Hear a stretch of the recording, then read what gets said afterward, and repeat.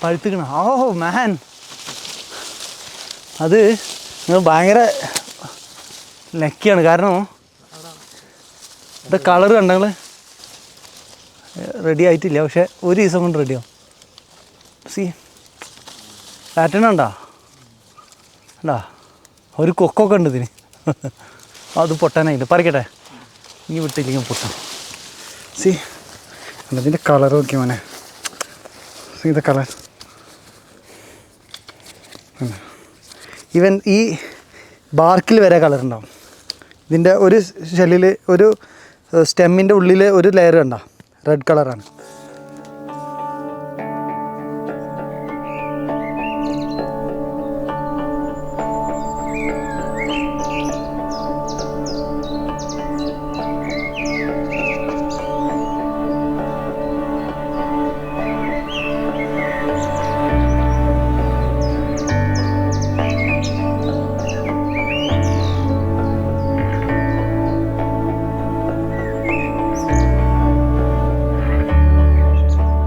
My childhood time, my grandma was the motivating key for me actually. Like, so when she was in 90 plus, she was doing lot of plantation. So what I realized, when I planted tree that time, even in my age itself, or instead of just like thinking of next generation, in our time itself we can harvest it, right? So that way I decided planting tree when I was in 5th standard. There is a movie in Malayalam, right? It's called Ividam Sorgamana. Here is the heaven, right? So when I watched that movie, I decided that to build something like that. So that kind of dream we started, I was thinking in 2010. But luckily when I moved to Bangalore, I got an opportunity to work sanitary firm. It's on Mr. Baiju. So then he asked me, he explained about the concept. Then I was able to relate with Ividam Sorgamana. Then I thought it's a kind of dream we are doing it, and then I moved into this.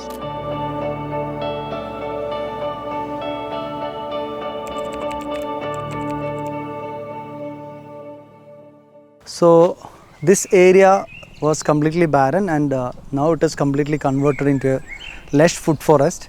So whatever you are seeing the left and right, these are all the crops which you are getting the yield properly. So we have designed in a very conscious way. It means that the spacing is very important. One mango to another mango, one mango to jackfruit, the coconuts, all has to be properly, has to be placed. So then only you will get the yield. Now you can see in my right side, there is avocado, here soursop, there is some citrus varieties, and we have star fruit. Behind there are Malliga mango, Alfonso is there, Imam Pasand is there, jackfruit is here, and mango is here. And we are getting the proper yield, okay? An average of per year we are getting from mango itself in this small area 1000 plus kgs of mangoes we are getting it, and like that all the crops you are getting properly. This plant is called Annona reticulata. Actually this is custard apple. Usually people will get confused with the Seedapple and Seedapple called as a custard apple. It is sugar apple. This guy is custard apple, and beauty of this one again, in considering two region, okay, tropical wet and dry. In tropical wet climate, normal Seedapple will not grow, will not perform well. But here in this dry region, normal Seedapple, that is sugar apple, grows very nicely. In tropical wet region, even under the shade, normal this Annona reticulata grows very nicely, and it gives yield. But that's why what we decided, even you can try to grow near to any of other crops. Even this side it's touching to this jackfruit leaf, but still fine. The other side it gives a lot of yield. So these kind of crops you can try in your food forest, and without doing much effort you can grow a lot of things. The main important thing about maintaining the food forest, how you can effectively utilize every element of the food forest, right? Main thing is about the mulch, and you can see lot of dry leaves here and there in the field. If you are putting lot of mulch into the ground, and that makes lot of difference here.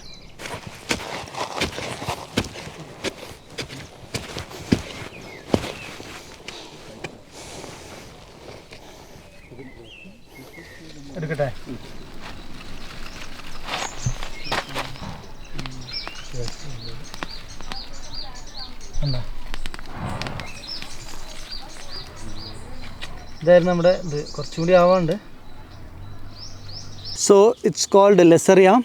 So looks like it's a kind of small yam.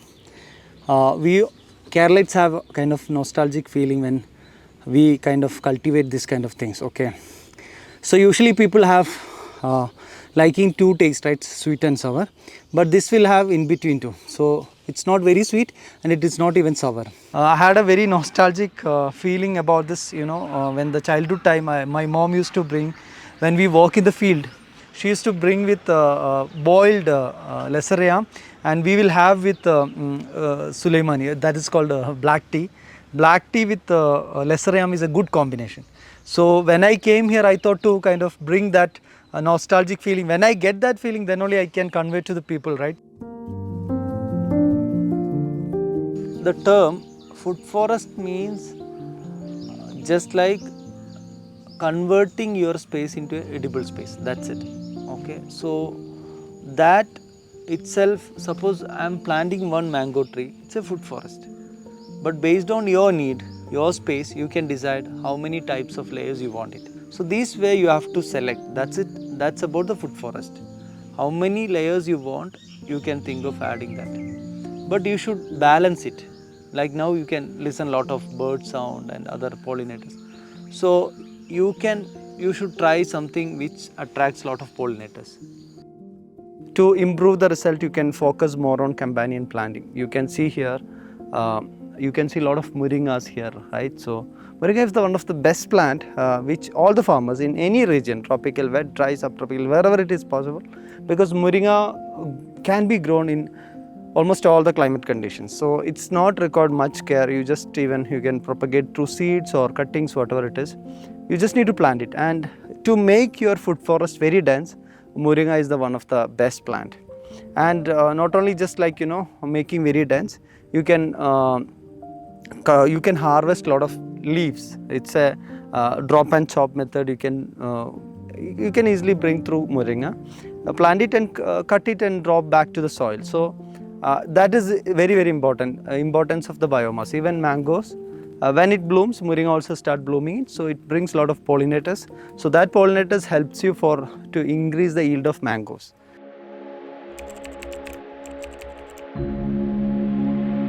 Miyawaki actually is just a method to make microforest. So it's basically, I always tell that it's needed the place which is having less rainfall, and if the land is not much fertile and you want a greenery in a very quicker way. So that case, it is highly recommended. Now I am here in this Hosur belt. You can see here, right, it's not having much rainfall as like you compare with any tropical wet climate. And this is a method, it's a very easy method, right? You have to take the soil, 1 meter depth you have to take the soil out, and your topsoil you have to keep it separately, and with a lot of biomass you have to fill first layer. So if biomass is not available, you can think of adding coco peat, but it's a little expensive. Then put lot of farmyard manure, any of the farmyard manure. Then whatever the topsoil which you have kept separately, you have to fill it, and you need to make 1 square meter boxes. So 1 square meter you have to plant 4 plants, okay? That should have different canopies, big canopy, the tall trees and herbs or shrubs, cover crop, whatever. So there, almost all the cases people used to keep the native species. So here in this belt, Rhytia tinctoria, neem, pongamia, everything is native. You can add that. Along with that, if you want to get some yield, you can think of adding some edible elements like papaya, banana. That is, till the canopy grows, you can get the harvest as well. So the method Miyawaki comes into the picture where the plants compete for the light and it grows faster. So maybe kind of survival of fittest, right? So that way the forest is formed. You just see this one. This is the early stage of a Miyawaki, and it's around just like 8 months of growth, and it's a kind of community contribution for the conservation, right? So this is around 10,000 square feet of area. In that, one small patch we just dedicated for the conservation. So you can see lot of species here. We have in front of me bamboo is there. Behind there is this guy Rhytia tinctoria. This is very native to this Shoolagiri belt, and there are neem trees. We have hibiscus, and we have birch cherry. We have, and lot of. I also added some guava, and till at least to grow this forest, we also get some edible item from this actually.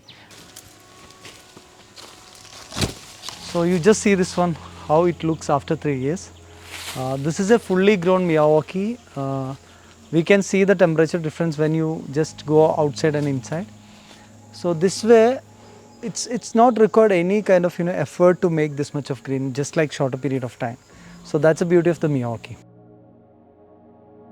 So in this small patch, we have more than some 150 plants what we planted, and it's like just in 3 years of time, it's like converted like exactly like a forest.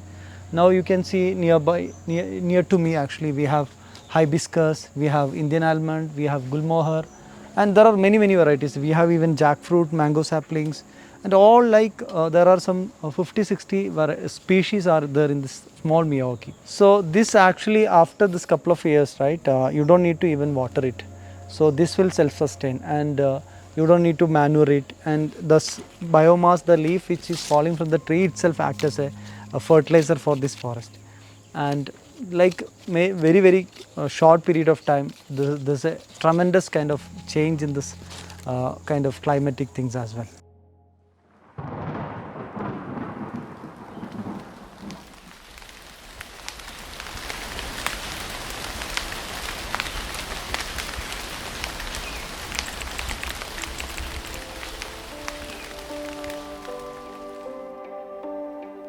So basically the intention of building this community to give an awareness to the people to make their own food forest. So my role into this actually to give awareness of building food forest and also supporting them into making the food forest.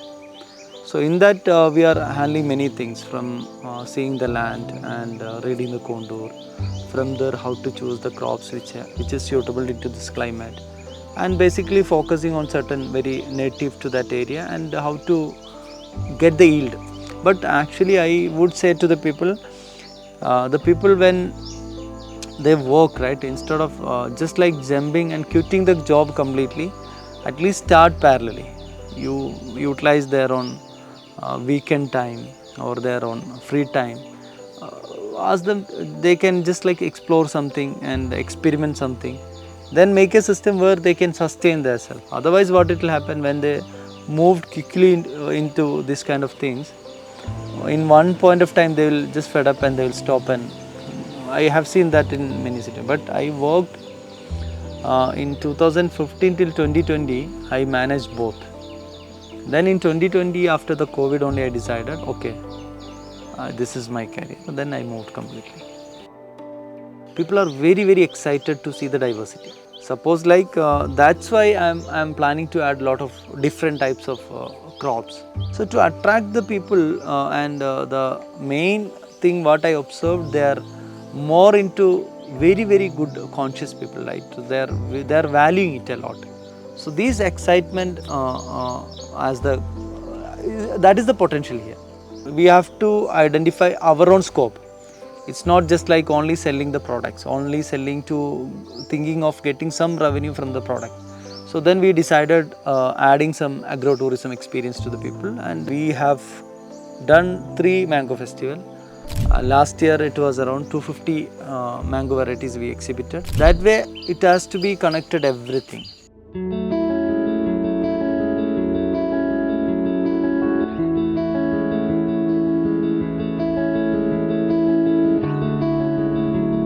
ഇതേതാ ഈ fruit?